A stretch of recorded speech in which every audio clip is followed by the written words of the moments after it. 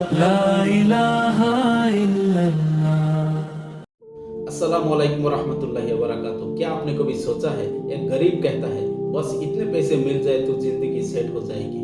फिर पैसे मिल जाते हैं लेकिन फिर वह और ज़्यादा चाहता है। एक स्टूडेंट कहता है बस जॉब मिल जाए, जॉब मिल जाती है फिर प्रमोशन चाहिए, प्रमोशन मिलती है फिर और बड़ी पोजीशन चाहिए। कोई कहता है बस अपना हाउस हो जाए, हाउस बन जाता है फिर बड़ा हाउस चाहिए। नई कार आती है, कुछ महीनों बाद वही पुरानी लगने लगती है। आखिर इंसान का दिल कब भरेगा? कितना पैसा, कितनी शोहरत और कितनी कामयाबी चाहिए होती है? क्या साइंस इसका जवाब देती है? और क्या कुरान और रसूलुल्लाह सल्लल्लाहु अलैहि वसल्लम ने इस हकीकत को पहले ही बयान कर दिया था? आइए समझते हैं। आज साइकोलॉजी में एक मशहूर कॉन्सेप्ट है जिसे हेडोनिक ट्रेडमिल कहा जाता है। इसका मतलब यह है कि जब इंसान कोई नई चीज हासिल करता है उसे कुछ वक्त के लिए खुशी मिलती है। New phone, new car, new job, new house, new business.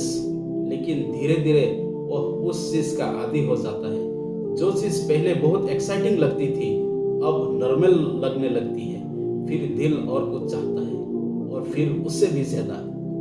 यही सिलसिला चलता रहता है। इसलिए हम देखते हैं कि कोई अमीर लोग भी परेशान होते हैं, कोई मशहूर लोग भी डिप्रेशन का शिकार होते हैं, कोई सक्सेसफुल लोग भी अंदर से खाली महसूस करते हैं। साइंस कहती है कि इंसान का ब्रेन जल्दी नई परिस्थितियों का आदी हो जाता है और फिर उसे दोबारा खुशी के लिए कुछ नया चीज चाहिए होता है। लेकिन जो बात साइंस आज समझ रही है रसूलुल्लाह सल्लल्लाहु अलैहि वसल्लम ने 100-200 साल पहले ही बता दी थी। हुजूर ने बताया था कि ला अन्ना लिबनी आदामा वादियन मिन जहाबिन ला हब्बा अन यकूना लहु वादियन। इसका मतलब है अगर इब्ने आदम के पास सोने की एक वादी हो तो वह 2 वादियां चाहेगा। सही अल बुखारी। सुभान अल्लाह, कितनी गहरी बात है। इंसान की ख्वाहिशों की कोई हद नहीं। अगर दिल को सिर्फ दुनिया की चीजों से भरने की कोशिश की जाए तो वो कभी नहीं भरता। एक ख्वाहिश पूरी होती है, दूसरी पैदा हो जाती है, दूसरी पूरी होती है, तीसरी आ जाती है और फिर पूरी जिंदगी इसी दौर में गुजर जाती है। लेकिन कुरान हमें इस हकीकत से आगाह करता है। अल्लाह ताला फरमाते हैं अमल हयातुद दुनिया इल्ला मताउल गुरूर। दुनिया की जिंदगी धोखे का समान है। सूरह अल इमरान आयत नंबर 185। इस आयत का मतलब ये नहीं है कि पैसा कमाना गलत है। इस्लाम हमें मेहनत करने से नहीं रोकता, इस्लाम हमें बिजनेस करने से नहीं रोकता, इस्लाम हमें तरक्की करने से नहीं रोकता। लेकिन इस्लाम हमें ये जरूर सिखाता है कि दुनिया को अपना आखिरी मकसद मत बनाओ, क्योंकि दुनिया की हर चीज फानी है। आज है कल नहीं होगी। आज जवानी है कल बुढ़ापा होगा। आज सेहत है कल कमजोरी हो सकती है। आज पैसा है कल कम भी हो सकता है। अगर हमारी खुशी सिर्फ इन चीजों से जुड़ी होगी तो हमारी खुशी भी टेम्पररी होगी।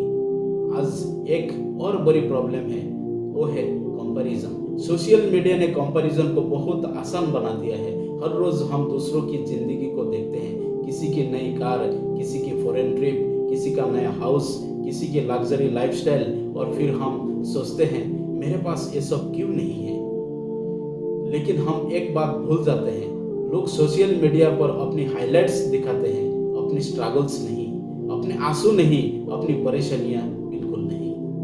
इसलिए रसूलुल्लाह सल्लल्लाहु अलैहि वसल्लम ने हमें एक अजीम उसूल दिया। उन्होंने बताया उन्जुरु इला मा हुआ असफाला मिनकुम। मतलब उन लोगों को देखो जो तुमसे कम रखते हैं। सही मुस्लिम से रिवायत था। यानी अगर तुम अपनी नेमतों की कदर करना चाहते हो तो उन लोगों को देखो जिनके पास तुमसे कम है। अगर तुम सेहतमंद हो तो उस शख्स को देखो जो हॉस्पिटल में है। अगर तुम्हारे पास घर है तो उस शख्स को देखो जो फुटपाथ पर सोता है। अगर तुम्हारे पास रोजी है तो उस शख्स को देखो जो रोजगार के लिए परेशान है। इस तरह दिल में शुक्र पैदा होता है और साइंस भी इसी बात की तस्दीक करती है।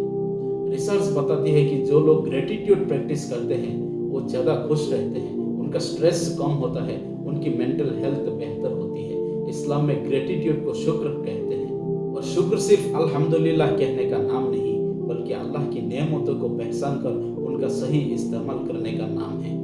तो फिर असली सुकून कैसे मिलेगा? आइए 5 प्रैक्टिकल स्टेप्स देखते हैं। नंबर 1, रोज कम से कम 3 नेमतों का शुक्र अदा कीजिए। सोचिए अल्लाह ने आपको क्या क्या दिया है। सेहत, घर, फैमिली, रोजी, ईमान, और फिर दिल से कहिए अल्हम्दुलिल्लाह। नंबर 2, सोशल मीडिया कंपैरिजन कम कीजिए। हर चीज जो ऑनलाइन दिखाई देती है वो पूरी हकीकत नहीं होती। नंबर 3, रोज कुरान पढ़िए, चाहे सिर्फ एक पेज ही क्यों ना हो। नंबर 4, अल्लाह की दी हुई नेमतों पर गौर कीजिए।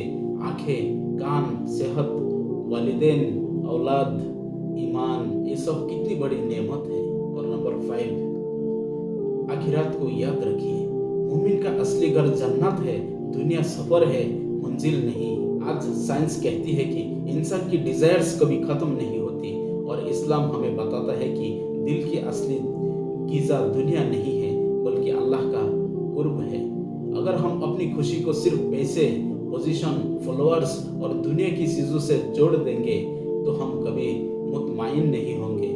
लेकिन अगर हम अल्लाह की इताअत, शुक्र और कनाअत को अपनाएंगे तो कम में भी सुकून मिलेगा, और यही असली कामयाबी है। अल्लाह ताला हमें शुक्रगुजार बंदों में शामिल फरमाए और हमें दुनिया की बेचैनी से बचाकर अपने जिक्र और अपनी इताअत का सुकून नसीब फरमाए। आमीन या रब्बल आलमीन। अगर आपको ये वीडियो पसंद आई हो तो हदीस विद इंजीनियर जियोर को सब्सक्राइब कीजिए, वीडियो को लाइक कीजिए और कमेंट में लिखिए अल्हम्दुलिल्लाह अल्लाह कुल्ली हाल। अस्सलामु अलैकुम व रहमतुल्लाहि व बरकातुहू।